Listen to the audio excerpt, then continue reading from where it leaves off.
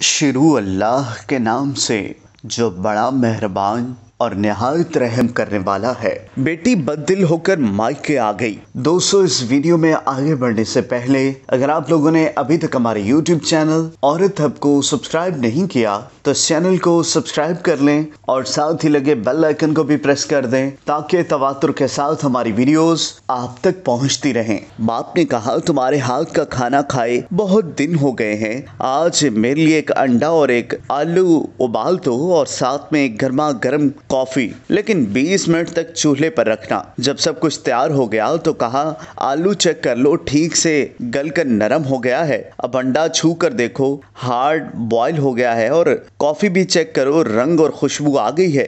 बेटी ने चेक करके बताया कि सब परफेक्ट है। बाप ने कहा, देखो तीनों चीजों ने गर्म पानी में यकसा वक्त गुजारा और बराबर की तकलीफ बर्दाश्त की। आलू सख्त होता है, इस आजमाइश से गुजरकर वो नरम हो गया।